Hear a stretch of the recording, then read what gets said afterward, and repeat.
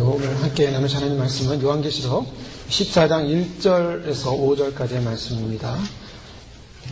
오늘 우리가 사는 이 시대의 모습은 어떻습니까? 지난 주말에도 프랑스 남부에서는 때 아닌 5월에 폭설이 내려서 광활한 지역에 10cm 이상의 눈이 왔다고 합니다. 또 남아메리카 에콰도르 안데스 산맥에서는 코타팍시 화산에 대한 경고가 나오기 시작하고 세계에서 가장 높은 활한승이라고 할 수 있는 바로 안데스 산맥의 거대 빙하가 녹는 그런 대재앙이 올 수도 있다라고 계속적으로 경고하고 있습니다. 남아메리카에서 계속 다발적으로 터지고 있는 지진, 또 유럽 국가의 채무 위기 설들이 계속 나오면서 지난주에는 또 그리스나 또 그 외 나라들이 굉장히 급박하게 돌아가는 그러한 시간들을 저희가 보게 됩니다. 미국, 영국, 일본의 부채는 하나로 하면 1경이라고 하는데요. 그 1경의 1%의 이자만 해도 100조 원이 넘는다고 합니다. 어마어마한 돈을 이제 빚을 지고 있는데 유럽 재정의 경제 문제, 이것은 유럽만이 아니라 미국, 일본, 강대국이라는 선진국이라는 세계에서 제일 잘 산다고 하는 나라들만 봐도 빚더미에서 그 빚을 갚을 수가 없는 현실입니다. 결국 뭔가? 결국 경제는 회복이 안 된다는 거죠. 점점 힘들어지는 상황들, 이런 것들을 우리가 눈앞에 보고 있고요. 그 외에도 세계는 각 자연재해와 재난을 해서 그렇습니다. 아이슬란드에 또 지난주에 화산이 다시 폭발해서 또 공항이 폐쇄된 공항도 많이 생기기 시작했죠. 옐로스톤, 이 미국의 지진 때는 이미 내셔널 지역에서 계속 경고하고 있습니다. 계속 올라오고 있죠. 1인치, 2인치, 3인치씩 올라오고 있습니다. 언젠가 곧 터질 것이다. 옐로스톤이 터지면 미국 3분의 2가 화산재로 덮이기 때문에 어마어마한 재앙이 온다는 것입니다. 또 내시빌에 홍수가 나서 집들이 물에 잠기고, 동부 사우디아라비아에서는 지난주에 9m에 달하는 모래 분수가 계속 올라옵니다. 분수가 서울과 솟아오는 게 아니고요. 9m에 달하는 모래, 누런 모래가 밑에서부터 막 올라오면서 솟아나는 거고요. 또 이상한 구름들, 구름 위에 빨간 빛이 있는데 빛이 구름 속에서 나오기 시작하는 그런 빛이에요. 빛이 하늘에서 오는 게 아니라 구름에서 빛이 나와가지고 구름을 갖다가 감싸고 있는데 그 둥그런 구름을 빛이 밑에서 막 솟아오르는, 구름과 구름 사이에서 빛이 막 올라오는 그런 현상들, 또 오로라 현상들, 멕시코만의 오염으로 대재앙이 올 것이냐 두려운 시간들, 태양의 홍연 분출로 인해서 양자 폭풍이 45수치까지 오르면서 계속적으로 지구에 위기와 영향이 올 거라는 그런 재난의 소식들. 지금 전 세계라는 상황들을 보면 아주 총체적으로 재난이 오고 있습니다. 하늘에서 재난이 오고 땅에서 재난이 일어나고, 그리고 사람이 살아가는 나라들, 국가들, 경제 문제들, 재앙이 오고 있는 소식들을 저희가 보게 됩니다. 수많은 기근의 소식들이 시작이 되고 있음을 저희가 확인하게 됩니다. 생명상에 보면, 예레미야에서 보면 유다가 망할 때 가장 먼저 시작되는 것이 가뭄이죠. 유다를 하나님께서 징계하실 때, 심판하실 때, 그 심판의 시작은 가뭄이었습니다. 하나님은 이 마지막 시대의 마지막 종말에 심판을 하실 때 이 지구 가운데 일어나는 것 가운데 가장 시작이 뭐냐? 기근입니다.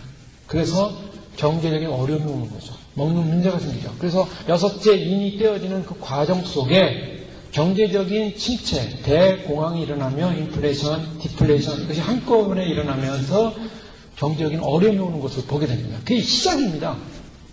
재정적인 어려움이 시작이에요. 그게 심판의 시작입니다. 그 재정적인 어려움, 기금, 그 다음에 지진, 항상 나타나는 것이 재난입니다. 재난. 그래서 기금, 재정적인 어려움과 재난이 오면서 그 다음에 나타나는 현상이 전쟁입니다. 그래서 유다는 기근, 재난, 연병, 그 다음에 칼로 망하리라. 즉 전쟁으로 망한다는 거예요. 요한계시록의 마지막을 보면 인류가 어떻게 망하는가? 전쟁으로 망합니다. 전쟁으로 망해요. 2만만의 유브라데강을 넘어오는 그러한 군인들, 그 군인들이 결국 사단의 앞잡이가 돼서 마지막 아마겟돈 전쟁이라고 알려져 있는 하늘의 군대와 싸우게 되죠. 이 지상의 군대가, 즉 적그리스도의 군대입니다. 적그리스도의 군대가 연합을 해서 하늘로부터 내려오는 천군의 군대와 싸우는데 싸우면 안 되죠. 예수님의 입에서 100마를 타고 내려오는 하늘의 군대와 싸우는 게 말이 됩니까? 아무리 하늘에 100마를 타고 오는 군대를 향하여 포를 쏴봤다 소용없어요. 아무리 원자폭탄을 쏴봤자 소용없습니다. 하나의 군대가 이한검으로 빛으로 그냥 임하니까 그 2만만의 군대는 한순간에 다 죽입니다. 그러니까 마지막 전쟁, 하나님은 유다가 망할 때는 아수르를 사용했고 바벨론을 사용했지만 그러나 이제 이 인류의 마지막 전쟁은 예수님이 직접 백마를 타고 미가엘 천사장과 함께 내려오십니다. 그래서 이 땅을 마무리하시죠. 그것이 바로 이 종말 심판의 시나리오입니다. 이미 그 심판이 시작이 됐습니다. 그래서 지구상은 지금 그 실험을 하고 있는 거예요. 사람들은 모르죠. 아무리 이걸 해결해 보려고 하죠. 해결이 안 되는 부분입니다. 우리는 작년 이후로 계속적으로 이러한 하나님의 심판의 임박성이 시작됐다는 것만 아니라 그 심판을 지금 시작됨을 눈으로 지금 보면서 가고 있습니다. 주님께서도 마태복음 24장에 분명히 말씀하셨죠. 기근, 지진, 전쟁의 소문, 난리 나는 소문 이런 여러 가지 일어날 때 재난의 시작이라. 재난의 시작이라. 그런데 이제 거기서 그 과정에서 어떤 문제가 생깁니까? 말씀에 하면 기독교인들이 고난을 당하고 핍박을 당하고 그리고 어려움을 당하는 과정 속에 예수님이 기독교인 믿는 성도를 데리러 오시는 겁니다. 저희가 이러한 재난 속에 지나면서 기독교인들에게 어려움이 올 수도 있는 거죠. 그러나 그것을 믿음으로 잘 인내하면서 가면은 주님이 그 가운데서 지켜주시고 교회는 적그리스도가 등장하기 바로 직전 휴거 사건이 일어나고 들림 사건이 일어나고 예비된 백성들, 준비된 백성들은 바로 마지막 나팔 소리와 함께 변화돼서 주님을 맞으러 올라갈 것입니다. 그 맞으러 올라갈 때 주님이 선택한 수많은 백성들이 함께 모여서 주님을 맞이하게 하여 공중으로 함께 올라갑니다. 함께 올라갈 때 그 공중에서 우리를 예비하고 준비한 천국의 모든 영들이 환영하고 천국 천사가 환영하며 그 영광스러운 나팔 소리와 함께 영원한 주님의 나라로 들어가는 거죠. 그 나라가 얼마 남지 않았습니다. 오늘 예수님은 이러한 계시록의 상황을 보여주면서 사람들에게 과연 이 지상에 살고 있는 사람들에게 안전지대가 있냐라고 묻는 것입니다. 여러분 이 땅을 사는 사람들이 안전지대가 있습니까? 지금 캘리포니아 지지국에서는 계속 경고하고 있죠. 이거는 뭐 누가 기도로 본 건 아니고 이 땅에 과학자들이 경고합니다. 이곳에 지진이 일어날 확률이 굉장히 높다. 그래서 사실 그 지진 그 사이트에 들어가면 캘리포니아 전체가 다 지진대로 그냥 뭐 6.3 이상의 지진이 올 확률이 높다라고 하면서 계속 경고하고 있습니다. 안전한 데가 없습니다. 어디든지요. 지금은 안전한 것이 없는 이 땅에 안전지대가 없고 사람들은 불안하게 살 수밖에 없습니다. 하루하루 사는 것이 사실 은혜예요. 하루하루 하나님이 지켜주시고 인도하시는 것이 은혜입니다. 그래서 성경에서 뭐라고 말씀합니까? 우리가 잘 아는 대로 찬송가에 보면 만세반세 열리니 내가 들어갑니다. 이 세상에서 정말 안전한 곳은 어디 있는가? 그것은 이 세상에 없다는 것입니다. 진정한 안전, 진정한 안전지대는 예수 그리스도, 반석이신 예수 그리스도, 영원한 반석이신 예수 그리스도에게 진정한 안정이 있다. 예수님은 요한복음 10장 9절 10절 말씀에 내가 문이다라고 말씀합니다. 양의 문이다. 나로 말미암아 내 문을 통해서 주님의 나라로 들어간다. 주님이 문입니다. 그런데 사단은 이 영혼들을 도둑질하고 있죠. 그래서 지금 많은 이 세상 사람들을 계속 속이고 그 영혼을 잡아가고 있습니다. 영혼을 빼앗아가고 있습니다. 어린 양이신 바로 예수 그리스도께서 진정한 구원의 문이 되셔서 그분을 통하여 그분 안으로 들어간 백성들, 그분과 함께하는 백성들, 바로 교회 공동체라고 볼 수 있고 거듭난 자의 공동체라고도 볼 수 있는데요. 이러한 교회 공동체는 오늘 요한계시록 14장 상황에서는 요한계시록 13장의 상황과 대조되는 상황을 보여주고 있습니다. 그것은 뭐냐면 요한계시록 13장에서는 짐승이 나오고 짐승이 또한 우상을 만들어서 첫째 짐승을 섬기게 하고 그 또한 짐승이 666이라는 표를 가지고 사람들의 이마나 머리에 넣어서 짐승을 섬기게 하는데 그 섬기지 않는 사람들은 전부 다 나중에 다 죽임을 당하는 그런 큰 박해가 일어나는 것을 보게 됩니다. 또 용에게 권세를 줘서 성도를 이길 수 있는 권세를 줬다. 하나님이 그것을 잠깐 위탁합니다. 그래서 그것을 허용하죠.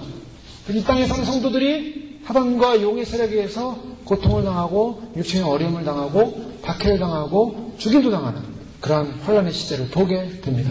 그래서 어떻게 보면은 성도들이 당하는 이 죽임, 성도들이 당하는 이 박해, 이것이 끝인가? 절망적인 두려움을 가질 수가 있어요. 그런데 오늘 요한계시록 14장에서 그 반전을 말씀하고 있습니다. 그 반전은 뭐냐면 또 내가 보니라고 사도 요한이 보는데 보라 어린 양이 시온산에 섰고 그와 함께 14만 4천이 섰는데 그 이마에 어린 양의 이름과 그 아버지의 이름을 쓴 것이더라. 바로 13장 앞에서는 이마나 오른손에 666, 즉 사탄의 상징인 666표를 받은 자들이 나오는데 그들이 승리한 자처럼 보입니다. 환난 시대에는 666표를 받은 자들이 마치 승리처럼 보이는 거예요. 그들이 득세하기 때문에, 그들이 다 정권을 장악했기 때문에, 그들이 통해 있는 것처럼 보여요. 그런데 내가 눈이 열려서 하늘을 보니 하늘의 시온산에 바로 이마에 어린 양의 이름과 또 그 아버지의 이름이 새겨진 거룩한 14만 4천이 거기 있더라는 거예요. 진짜는 거기 있는 겁니다. 즉 14만 4천이라는 구속받은 하나님의 백성들이 진정한 영의 승리자라는 것입니다. 요한계시록은 그걸 분명히 보여주고 있는 거죠. 아무리 땅에 속한 짐승과 땅에 속한 용들과 용과 땅에 속한 또 다른 짐승, 우상들, 융의표를 받은 그의 추종자들, 우상에게 절하는 그의 추종자들이 강해 보여도 결국 그들은 승리자가 될 수 없다는 것이 분명한 선언인 것입니다. 그래서 요한계시록의 말씀은 항상 대조적인 대립구도를 보여주고 있습니다. 사탄과 하나님과의 관계에 우주적인 대립구도가 나타나고 있습니다. 14장은 그래서 이 하나님 나라의 진정한 승리자들이 누구인가를 선포하시므로 결국 사탄과의 대립구도에서 진정한 승리자는 하나님의 이름이 이마에 있는 또 어린 양 예수님의 이름이 이마에 있는 하나님의 거듭난 백성들이 이 대립구도의 진정한 승리자임을 선포하고 있는 것입니다. 오늘 그래서 함께 읽으신 1절에서 5절까지의 말씀은 바로 승리자들의 천상에서의 모습을 보여주는데 이 말씀도 1절에서 5절 말씀도 세 가지 부분으로 또 나눠볼 수가 있을 것 같습니다. 특별히 1절 말씀은 어린 양과 함께하는 14만 4천 명이 소개되고 있고 2절에서 3절은 새 노래를 부르는 모습이 거룩한 모습이 기록되어 있습니다. 또 4절에서 5절은 구속받은 자들의 존재성이 어떤 존재인가, 바로 그들은 어떠한 아이덴티티를 가지고 있는 존재인가를 설명하고 있습니다. 1절 말씀은 내가 보니 그 본 시온산에 14만 4천 명이 서 있다. 또 어린 양이 시온산에 서 있다라고 표현하고 있습니다. 어린 양이 서 있다. 이것은 용이 그가 지상으로 떨어져서 바다의 모래에 서서 바다에서 나오는 짐승 기다리는 모습과 비슷하죠. 용도 섭니다. 서 있다. 강한 어떤 전투 태세요, 어떤 면에서 긴장 태세를 보여주고 있는데요. 예수님도 지금 어린 양이 서 있다라고 표현하고 있습니다. 시온산에 서 있는 거예요. 지금 이 대립구도 속에 진정한 왕, 진정한 승리자의 그런 모습을 요한은 그렇게 표현을 하고 있습니다.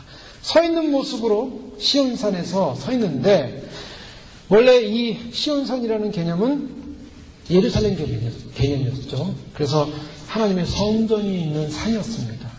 큰 바위로 이루어진 산이고 적들이 공격할 수 없는 그런 요새와 같은 예루살렘 성을 말하고 있는데 결국 상징적으로는 인간들이 넘어뜨릴 수 없는 산이었습니다. 그런데 이 땅에서 그런 인간들이 넘어뜨릴 수 없는 산이 무너졌어요.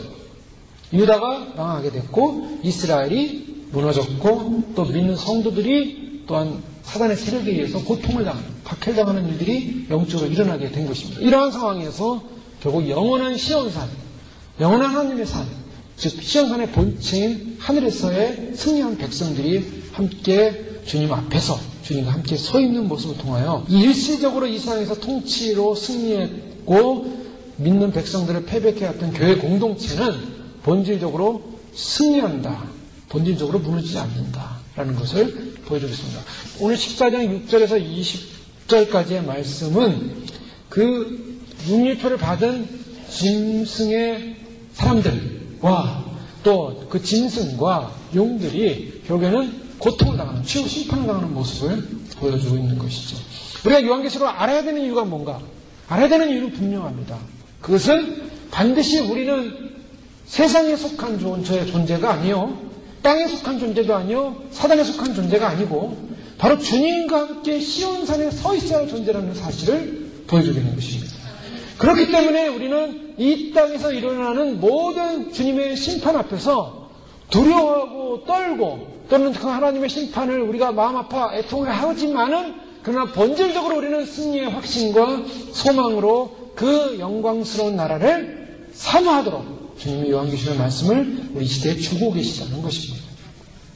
신약의 새로운 완성체, 그것은 바로 14만 4천. 이 14만 4천의 수는 상징적인 수로 보여주고 있습니다. 왜 상징적인 수입니까? 성경에서는 그런 상징의 의미를 담고 있죠.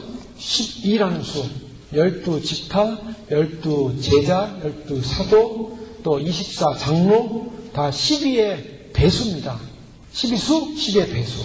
그 14만 4천이라는 것은 바로 12지파요, 완전한 12라는 완전수가 곱해져서 14만 4천, 즉 144인데 거기에 수많은 백성들, 우리가 상상하기 어려운 수많은 백성들, 14만 4천이라는 개념으로 많은 백성들을 표현하고 있는 것을 보게 됩니다. 14만 4천이라는 수는 정말 딱 카운트가 14만 4천이 될 수도 있어요. 정확히 모릅니다, 그거는. 그러나 14만 4천일 수도 있지만 성경에서 보여주는 그 의미는 완전한 하나님의 구원받은 백성의 수라는 것입니다. 구원받는 수는 이렇게 정해져 있다는 거죠. 하나님의 수는 정해져 있습니다. 자, 이 14만 4천은 어떤 사람들인가? 그들의 정체성을 보면 그들은 본질적으로 정절 있는 사람이었고 어린 양이 어디로 인도하든지 따라가는 사람이었다라고 4절에 표현하고 있는데요. 이 14만 4천은 즉 666 시대에 그 666과 상관이 없는 믿음을 지킨 사람들입니다. 정절을 지킨 사람들이라는 것은 무슨 정절이냐면 우상에게 절하지 않는 사람을 말합니다. 즉 세상에게 절하지 않는 사람들을 말합니다. 기독교인의 정체성이 어디 있습니까? 오늘 저희가 사는 정체성은 뭡니까? 우상이 눈앞에 나타나서 거기다 절을 하냐 안 하냐의 행위적 차원의 문제만이 아니라 우리가 이 땅을 살면서 세상이라는 이 세상의 신 앞에, 세상의 부와 명예와 영광과 이 세상의 모든 가치성 앞에 과연 우리는 그거를 섬기고 사느냐 안 섬기고 사느냐의 문제에서부터 출발을 합니다. 기독교인은 이 세상 속에 살고 있지만 이 세상을 섬기는 존재들이 아닙니다. 이 세상 속에서 하나님의 이름을 높이고 하나님을 섬기는 존재들이지 우리가 세상을 섬기고 세상을 따라가는 존재들이 아니라는 분명한 사실입니다. 그것이 정전입니다. 세상을 따르지 않기 때문에 우상 앞에서도 절하지 않는 것입니다. 세상을 따르지 않기 때문에 그런 세상을 추구하며 세상의 가치관이 우리에게 왔을 때 그것도 거부할 수 있는 믿음이 생기는 것입니다. 바로 그런 세상의 우상이라는 것으로 내 마음과 생각을 채우지 않는 것. 하나님 외에 사랑하는 모든 것은 다 우상이라고 했습니다. 돈과 물질과 하나님을 겸하여 섬길 수 없다라고 선포하고 있습니다. 산상수훈에서. 물질을 섬기는 것 자체가 우상이라고 성경은 말씀하고 있는 것입니다.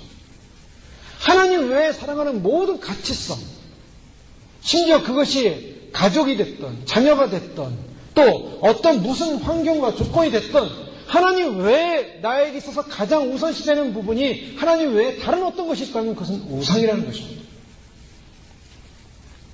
그런 우상을 제거하는 것이죠. 그 우상을 내려놓고 하나님만을 섬겨야 되는 것입니다. 하나님께 기도하고 하나님께 말씀 읽고 하나님과의 관계와 하나님을 사랑하는 것 외에 다른 마음이 더 많다면 그것은 우상이라는 것입니다. 그럼 우리가 이 땅을 살면서 내가 하나님 앞에 정말 정절을 지키는 자인가 아닌가를 묵상하며 생각하시는 것은 내가 이것을 행하는 것이 하나님이 생각하실 때 기뻐하실 일인가 아닌가를 묵상하면서 말씀의 근거에서 묵상하면서 이것이 내가 이렇게 행동하는 것 자체가 뭔가 마음에 하나님 앞에 기쁜 일이 아니라면 그럼 그만둬야 되는 일인 것입니다. 왜냐하면 그것이 하나님 보실 때 기쁘지 않은 일 같은데 계속 하고 있다는 그 우상인 거예요. 노는 문제도 마찬가지입니다. 즐기는 문제도 마찬가지입니다. 먹는 문제도 마찬가지입니다. 입는 문제도 마찬가지입니다. 여러분 작게 보면요. 나는 이건 포기할 수 없어. 내 생애에서는 이거 정도는 해줘야 돼 라고 당연시 여기는 것조차도 하나님의 관점에서 볼 때 이것이 너무 지나친 거나 이것이 도를 넘거나 하나님 보시기에 이것은 아니다라는 그런 양심의 가치가 온다면 그만둬야 됩니다. 왜요? 그 라인을 넘어가는 순간에 내가 하나님보다는 여기에 더 취했다라는 것입니다. 그것이 우상입니다. 그 우상이 뭐냐? 단지 눈앞에 보이는 것이 단지 눈앞에 보이기 때문에 우상이 아니라 그 우상은 내 마음과 심령과 영의 상황에 따라서 어떤 면에서 가변적일 수가 있어요. 어떤 사람은 그건 아무것도 아니에요. 어떤 사람은 똑같은 삶을 살지만은 그것이 그 사람의 마음을 빼앗길 수 없는 것인가, 주님 앞에서. 근데 어떤 사람은 그것이 똑같은 상황인데 마음이 뺏기는 사람이 있어요. 그러면 그거를 끊어야 된다는 것이죠. 다니엘 같은 경우는 바벨론에 끌려가서 거기서 특별히 뽑혔습니다. 왕실에서 쓰임받는 사람들로 특별히 뽑혔어요. 그래서 훈련을 받게 되는데 그 왕의 황관이 직접 사는 훈련을 시키는데 특별히 여러 훈련 중에 먹는 것에 대한 문제가 생겼습니다. 우상에게 숭배하고 나온 재물을 먹어야만 했습니다. 고기를 먹어야 했던 것이죠. 그런데 이 다니엘은 철저한 하나님 신앙을 갖고 있었고 하나님을 의지하는 사람이었습니다. 그래서 우상에게 섬겨졌던 그 재물을 먹지 않겠다고 마음에 결심을 합니다. 그래서 용기를 내서 환관장에게 얘기하죠. 나는 고기를 먹지 않겠다. 그리고 요청하기를 그 대신 내가 그 훈련을 받겠는데 먹는 거 고기를 먹지 않겠으니까 우상에 대한 고기를 먹지 않을 테니까 나에게 식물을 달라. 채식을 할 수 있도록 식물성을 줘서 그것으로 판단해보면 어떻게 해요? 하나님이 환관장의 마음을 움직였죠. 그래서 그에게 채식을 주게 되는데 어떤 결과가 일어났습니까? 다른 고기를 먹은 그런 동료들보다 더 얼굴이 환하고 빛나고 더 건강하더라는 거예요. 더 건강해 보였어요. 그래서 그가 결국에는 우상을 섬긴 그 고기를 먹지 않고 하나님 앞에 믿음을 지켰던 그런 모습을 볼 수가 있습니다. 우상의 유혹도 다니엘의 마음을 굴복시킬 수 없었어요. 그에게는 그것이 우상이라고 엮여졌기 때문에 내가 그것을 먹을 수 없다는 생각이 들었기 때문에 하나님보다는 정결을 지켜야겠다는 생각이 들었기 때문에 그걸 거부할 수 없습니다. 자, 이런 백성들, 즉 하나님 앞에서 하나님에 대한 믿음과 신앙을 포기하지 않고 그 믿음과 신앙을 지켜갔던 백성들이 누군가? 바로 그 백성들은 바로 24만 4천의 수에 들어간다는 것입니다. 그 머리에 이마에 예수님의 분명한 이름이 새겨진 사람들이라는 것입니다. 예수님의 이름이 새겨졌다는 것은 예수님을 아는 사람들이라는 것입니다. 여기서 한 가지 중요한 것은 사람들의 이마 속에 새겨진 예수님의 이름, 아버지의 이름, 이건 보통 이름이 아닙니다. 그 이름이 보통 이름이 아닙니다. 하나님의 이름이 이마에 적혀진 사람들, 즉 하나님의 이름이 이마에 적히지 않으면 천국에 들어갈 수도 없고 또 예수님의 이름과 하나님의 이름 두 가지를 말하고 있는데 이 예수님의 이름과 하나님의 이름 분명히 차이가 있습니다. 어떤 차이가 있습니까? 성부 하나님과 성자 하나님의 차이가 있는 거예요. 이름이 새겨진 사람들에게 다 그런 영광이 다르겠는데요. 오늘 말씀에 보면 적그리스도는 어떤 존재인가? 우리가 생각할 때 적그리스도는 강력한 존재라고 들어왔는데 그 적그리스도는 인간에 불과한 존재입니다. 인간에 불과한 존재. 그러나 하나님이 주신 단지 권력을 남용하면서 세상에서 잠시 능력을 누릴 뿐인데 우리가 섬겨야 되는 하나님은 인간이 아니라 만왕의 왕이신 그리스도입니다. 그래서 그 만왕의 왕이신 그리스도 앞에서 우리는 살고 있기 때문에 잠시 눈앞에 보이는 권력자들, 권세자들의 파워와 힘 앞에 우리는 현혹되지 않고 무너지지 않고 넘어지지 않고 주님만을 신뢰하고 의지하고 인정하고 따라가는 것이죠. 그러한 믿음의 백성들, 그 다음 믿음의 셀 수 없는 무리들, 바로 그것이 요한계시록 7장에 나오는 14만 4천이 또 하늘에 거하는 13장 6절에 나오는 그 하늘에 거하는 자들이 결국 14만 4천이라는 요한계시록 14장에 어린 양의 이름과 아버지 이름이 새겨진 바로 그러한 존재들로 등장을 하고 있습니다. 근데 그분들이 2절에 보니까 무엇을 하고 있습니까? 내가 하늘에서 나는 소리를 들으니 나는 물소리도 같고 큰 내성도 같은데 내게 들리는 소리는 검은 것 타는 자들의 그 검은 것 타는 것 같더라. 여기 나오는 14만 4천 명의 이 무리는 어떤 소리냐면 많은 물소리를 내고 있더라는 겁니다. 또 큰 내성과 같은 것도 내고 있더라는 겁니다. 하늘에서 나는 소리의 어떤 공통성을 말하는데요. 그가 요한이 듣는 소리를 보니까 검은 것 타는 자들의 검은 것 타는 것 같더라. 이렇게 두 가지로만 표현하고 있는데 정확하게 킹제임스 버전이나 또 원어원 성경에 보면 이걸 지역하면 이렇습니다. 내가 듣는 소리는 그들의 하프로, 그래서 검은 거는 하프입니다. 그렇게 하프를 검은 거로 번역했어요. 아마 우리나라 성경을 번역할 때 하프가 없었는지 검은 거로 한국식으로 번역을 했어요. 근데 하프를 연주하는 하피스트의 소리와 같다라고 표현하고 있습니다. 여러분, 이 현악기가 어떤 느낌을 줍니까? 현악기가 주는 소리는 굉장히 맑고 청명하며 또 감성스러우며 섬세합니다. 그런 장엄한 14만 4천이라는 수가 부르는 찬양인데, 악기인데, 소리인데 하프 소리 같다는 거예요. 우리가 상상을 초월하는 그런 음악 소리가 나온다는 거죠. 많은 사람, 14만 4천 명이 만약에 뭘 연주하고 노래를 한다고 생각해요.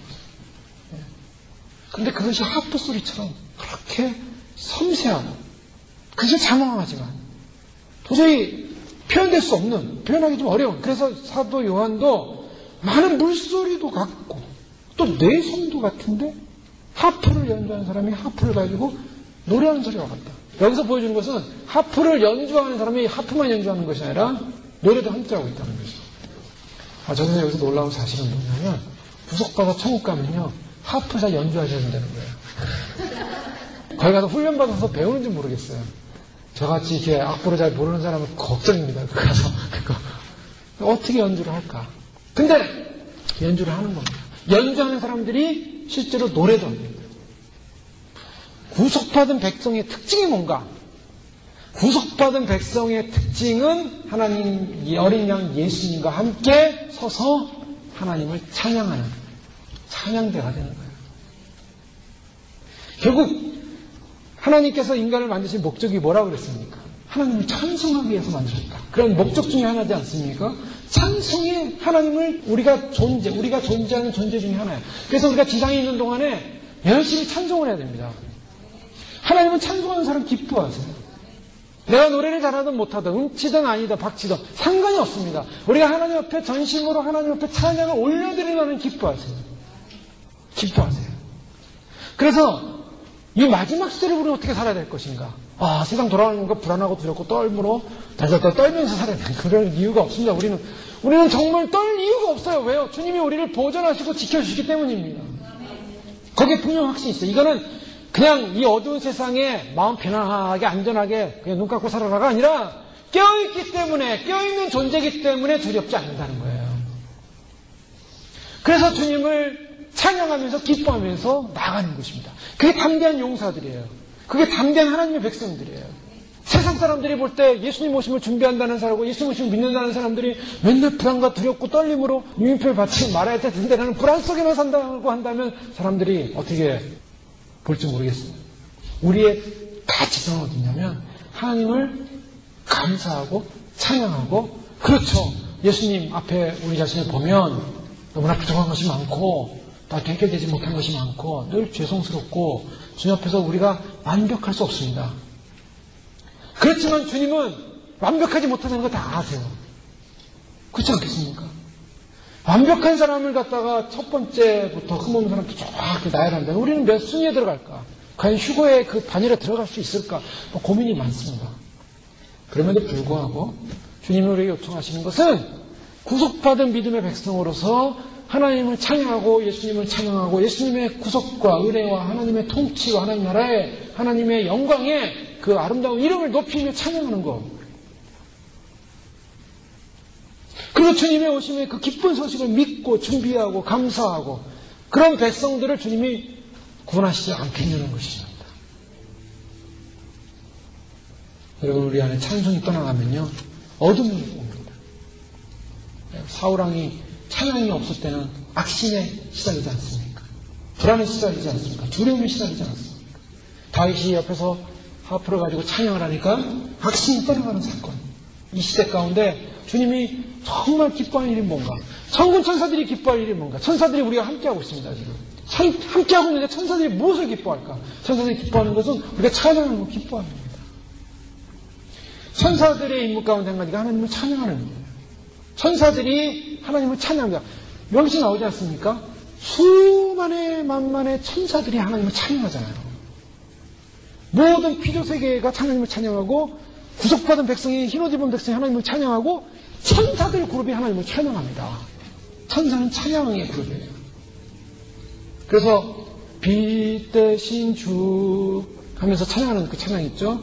그 찬양을 어느 목사님이 천국에 가서 천사들의 찬양 소리를 듣고 와서 그대로 그 음악을 그대로 작곡했어요. 천상에서 부르는 찬양이에요. 저희가 부르는 이 찬양도 천상에서도 부르는 찬양이 있더라는 거예요. 놀랍지 않습니까? 여러분 찬송가도 보세요. 찬송가도 찬송가 작곡한 분들이, 작사한 분들이 얼마나 그 신비롭게 그 작사를 했는지 모릅니다. 그 하나님의 구속, 예수 그리스도의 구속과 사랑과 또 더 나아가서 미래적, 종말적 그런 예언과 이 모든 것이 다 담겨져 있어요. 그러니까 이 찬양은 어디서부터 흘러나왔냐? 이 찬양은 하나님으로부터 계시되어지고 흘러나올 뿐만 아니라 천국에서 불려지는 그 찬양조차도 우리가 지상에서 조금 그것을 듣고 오고 보고 온 분들이 알려줘서 우리가 또 여기서도 알 수 있는 거죠. 새 노래를 부른다. 새 찬양을 부른다. 그러니까 새 노래, 새 찬양. 얼마나 감동스러운.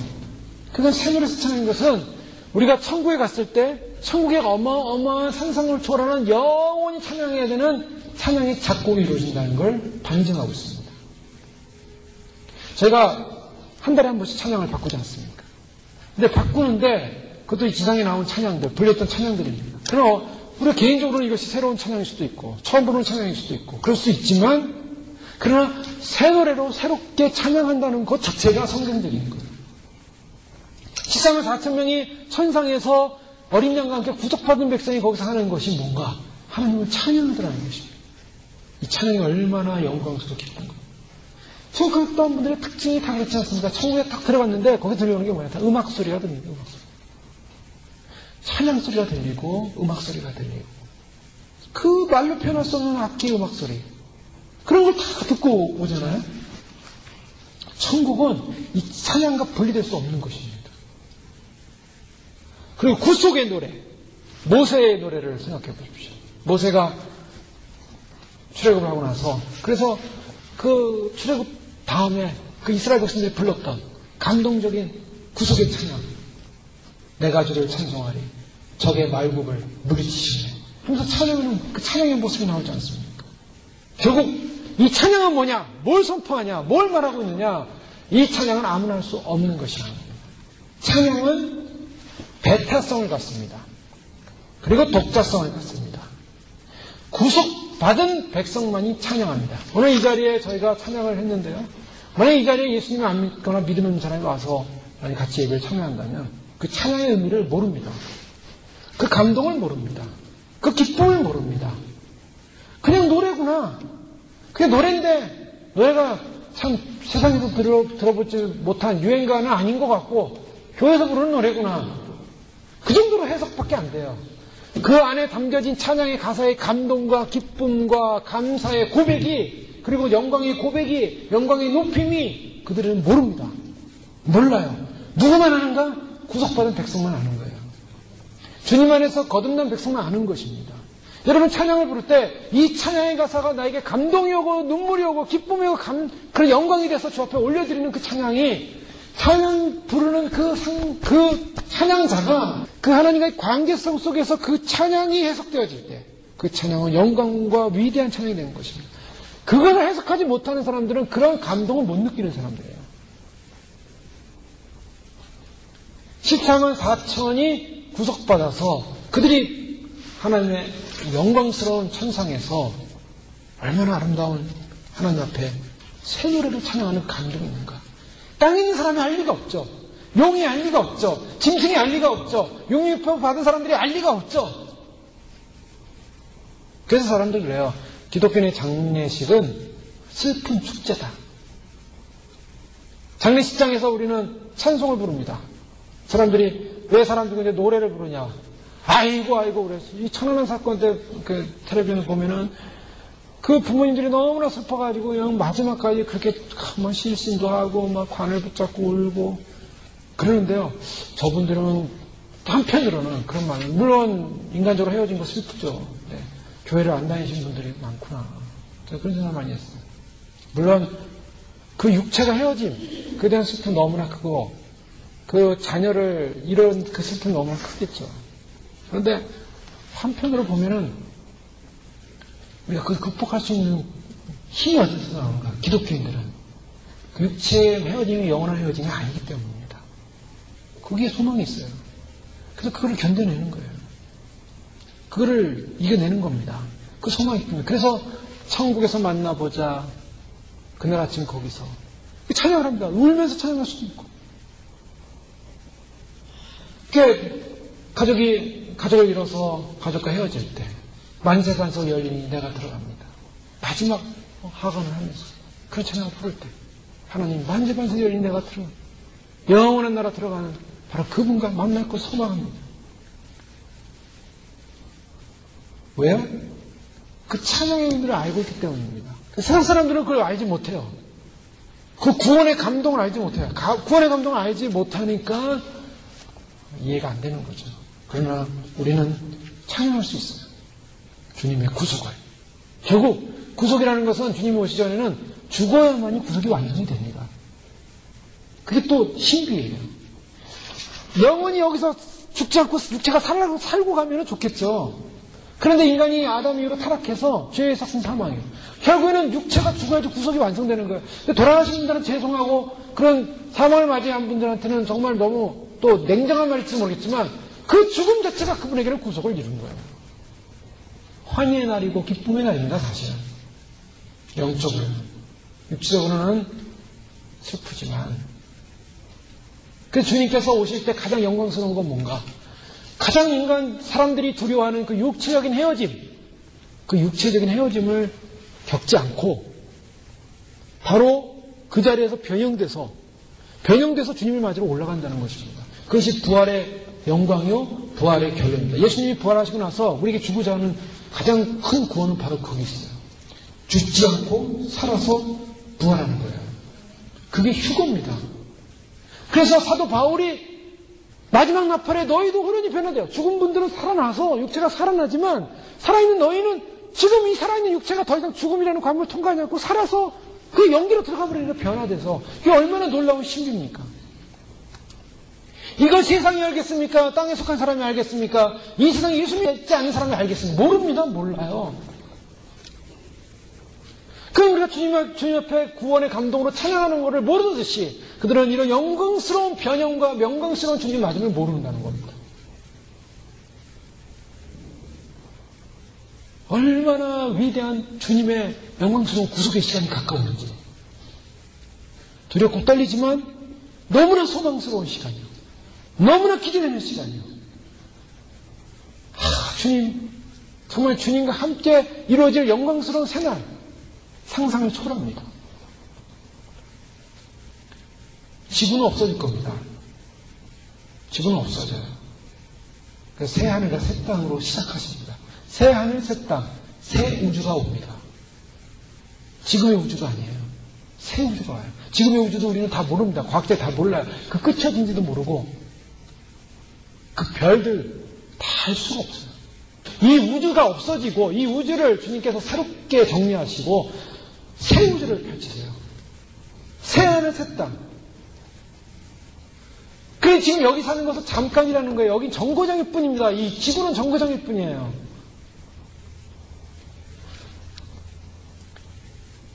예수님이 이렇게 나타나셨다가 싹 사라지셨어요. 어디로 사라지셨습니까? 주님은요, 이렇게 우리가 보이는 공간 세계에 있다가 싹 사라지셨어요.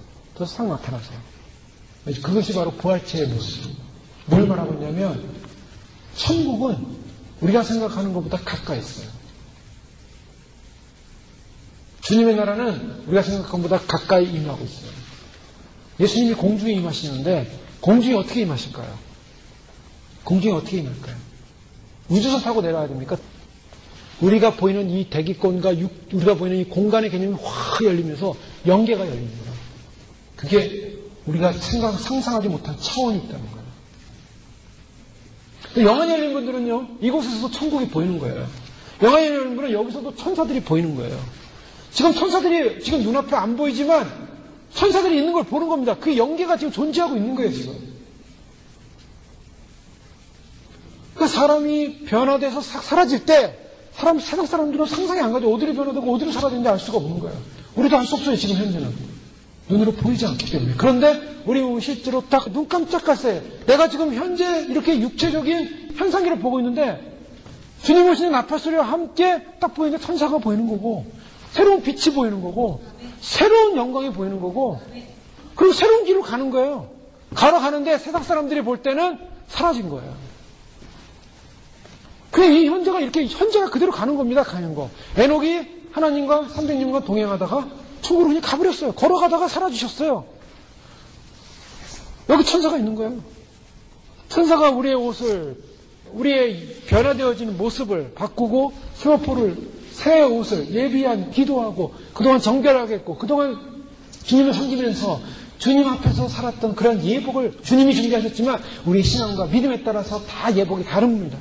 모양이 다르고 영광이 다르고 빛이 다르고 그 예복을 입고 예복을 반드시 입어야 돼요. 이게 놀라운 사실이에요. 휴거 백성들이 다 옆에서 모여가지고 함께 모이는 거예요. 그리고 주님을 보게 됩니다. 아마 이 세상 사람들은 그 영광 중에 주님을 얼굴을 못 볼 거예요. 지상진행할 때는 보죠. 완전한 구원의 배타성입니다. 구원은 분명히 14만 4천이라는 수로 이루어져요. 근데 그 14만 4천의 수는 주님으로부터 구속받은 거룩한 거듭난 백성들. 그 백성들은 누구냐? 휴거 백성, 신부입니다. 주님의 분명한 신부예요. 그리고 용인육 시대의 순교자들, 사명자들입니다. 그들이에요. 그럼 나머지 뭐예요? 그분들은 지금 천국에 계신 분들이에요. 개념이 달라요. 이 마지막 때 구원받는 개념이 다른 거예요, 지금. 왜 우리는 마지막 시대에 살고 있는가? 마지막 시대의 신부가 선정되는 거예요. 그런데 이제 여기서 이제 또 다른 개념이 들어오죠. 마지막 나팔 전에 죽어있던 분들이 먼저 부활하신 분들이 있어요. 육체가 부활합니다. 근데 이거 신학적으로 좀 어려운 부분인데 이 육체가 부활하는, 먼저 돌아가신 분 중에 육체가 부활하는 분들이 누군가? 그 육체가 부활하는 분들은 바로 신부들과 함께 올라갈 분들이에요. 근데 천국에 가신 분들도요. 그러면 천국에 가는 분들도 다 신부냐? 그렇게 보지 않아요. 분명히 신부가 있고 순교자가 있고 사명자가 있고 백성들이 있어요. 요한계시록 말씀 보세요. 나라가 있고 왕 같은, 너희는 왕노릇하고 왕이 될 것이다라고 하는 왕족이 있고 백성족이 있어요. 백성들이 있습니다. 이 세상에서 신앙생활 하다가 어떻게 돌아가시기 전에 예수님 믿고서 회개하고 세례받고 돌아가셨는데 천국 가셨어요. 그분들도 신부일까요? 그분들은 신부의 반열에 못 들어갑니다. 신부란 주님과 함께 믿음 생활을 계속 긴밀하게 하신 분들, 주님을 사랑하고 정절을 지키면서 믿음 생활을 하다가 이 세상을 떠나간 분들 중에, 그분들 중에 육체가 부활해서 신부들과 함께 올라갈 거라고 보는 거예요. 참 어려운 해석인데요. 물론 일반적인 해석은 그래요. 교회 안에서 예수 믿었던 사람, 다 죽은 사람들 다 부활한다. 2차 해석이죠. 그리고 또 지금 교회 다니시면서 예수 믿는 분들 다 죽어야 된다. 한 나의 같은 목사님은 그렇게 봐요. 교회는 다 죽어야 된다. 교회. 걱정할 게 없어요. 그러니까 사람들이 어떻게 하냐면 교회가 다 휴거되는데 무슨 걱정이야. 예수 믿는 사람 다 휴거되는데 무슨 걱정이야. 천하태평 세상에서 열심히 삽니다. 주님 오시는 거 관심 없어요. 왜요? 이미 예수 믿었고 거듭났으니까 다 휴거되는 거 아니에요? 그 논리 참 좋아요. 저도 그랬으면 좋겠어요. 그러면 뭘 걱정을 하고 뭘 긴장을 하고 뭘 준비를 하고 뭘 예비를 하고 다 구원받는데. 그쵸? 다 구원받는데 그냥 교회 다니면서 등록해가지고 예수 믿고 세례 받은 분들 다 구원받는 거예요. 그렇게 된다면, 그렇게 휴거된다면 휴거가 뭐 이렇게 어렵고 힘들고 적글서가 뭐 이렇게 그런 시대가 뭐 이렇게 무섭고 그러겠어요. 그렇지 않다는 데 문제가 있어요. 신도는 다릅니다. 오늘 그래서 보여주는 게 첫 열매라는 개념이에요. 처음 익은 열매. 처음 익은 열매는 뭘 참조합니까? 다음에 익은 열매가 있다는 거예요. 순서가 달라요. 처음 익은 열매만 14만 4천으로 들어간다는 거예요. 이 14만 4천의 수의 배타성을 말하고 있어요. 어렵지만 우리가 성경의 전체적인 정황과 내용과 상황을 볼 때 분명히 알 수 있어요. 그리고 죽은 자들이 먼저 일어난다 할 때 이상에서 죽었던 모든 사람들이 다 그러면 휴거돼서 올라가냐? 그렇게 안 보고 언제 그 육체가 부활하냐? 만약 거기에 못 올라가는 분이 남아있다면 언제 올라가냐? 언제 육체가 부활하냐? 휴거가 일어난 다음에 지상에 남아있는 성도들이 있습니다. 남게 된 성도들이 있어요. 그 성도들은 드디어 깨닫는 거예요. 아, 휴거가 정말 일어났구나. 내가 휴거에서 낙오됐구나. 거기서 회개하고 정신을 차립니다. 왜요? 10명의 신부 중에 5명은 분명히 10명 다 신랑을 기다렸어요. 그러니까 신랑을 기다린다는 건 뭐냐면 교회가 예수님 오신다는 걸 다 안다는 거예요. 알아요. 그리고 또 믿어요. 그 알고 믿는데 5명만 기름이 준비돼서 신랑을 맞이했습니다. 그 5명만 신랑을 맞이했다는 것은 5명 분명히 남았어요. 남는 기준이 뭔가? 근데 이게 중요한 거예요. 남는 기준은 뭐냐면 예수님을 잘 믿어왔습니다. 그동안 장로님으로, 권사님으로, 또 뭐 교회 직분자로, 집사님으로 열심히 교회를 섬기면서 교회에서 뭐 봉사도 하면서 성가대도 하면서 또 제자훈련도 하면서 교회를 열심히 섬겨가는 분들이 얼마나 많아요, 이 땅의 교회 가운데. 기도도 많이 하시고 신실하시고 바르게 살고 삶의 열매를 맺히고 자녀들도 잘 키우고 양육하고 얼마나 많아요, 그분들.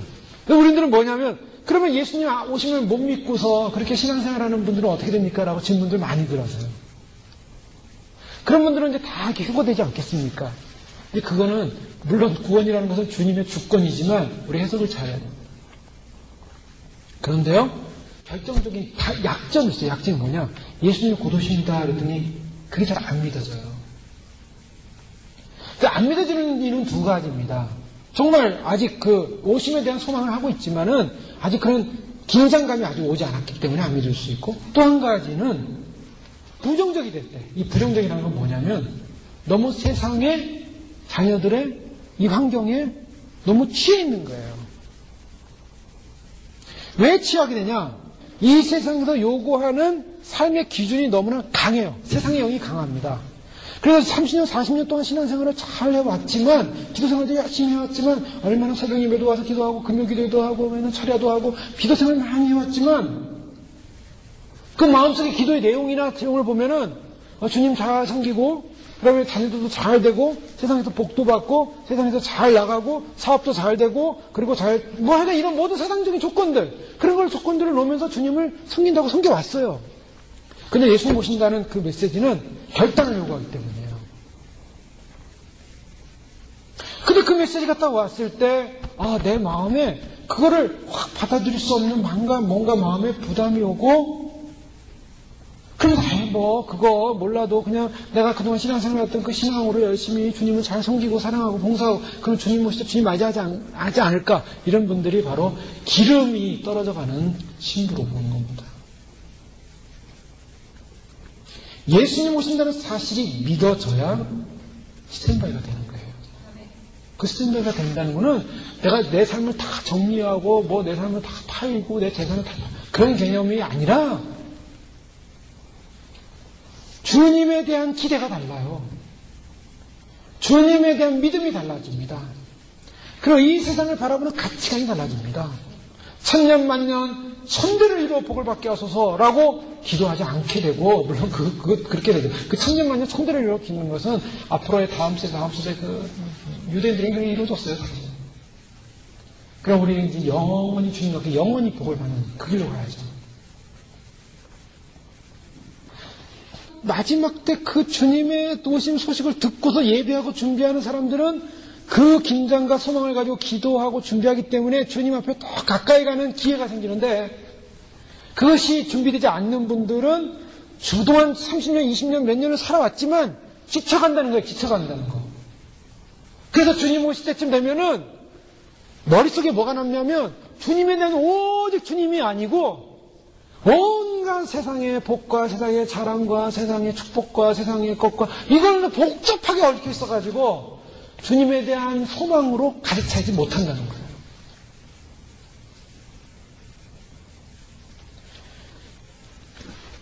오늘 14만 4천은 구별된 수예요. 이 구별된 수가 잘못하면은 또 우리 교회만 14만 4천이다. 우리 교단만 14만 4천이다. 또 누구만 14만 4천이다 라고 하면은 이단성으로 보는 거예요. 24만 4천에 대한 문제가 어렵기 때문에.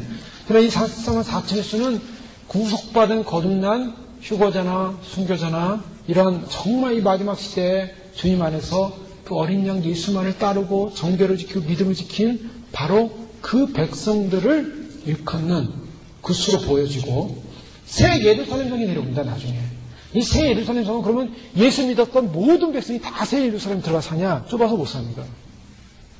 그 새 예루살렘 성에 수치가 다 나와 있는데 그 새 예루살렘 성에 그런 모든 그동안 구약의 이스라엘 백성 모두 신약에 예수 믿었던 모든 돌아가시 직전에 바로 예수 믿어서 구원받은 강도 같은 사람들 예를 들면 그렇게 구원받은 그 모든 사람이 다 새 예루살렘 성에 들어가냐? 아니요. 못 들어가요.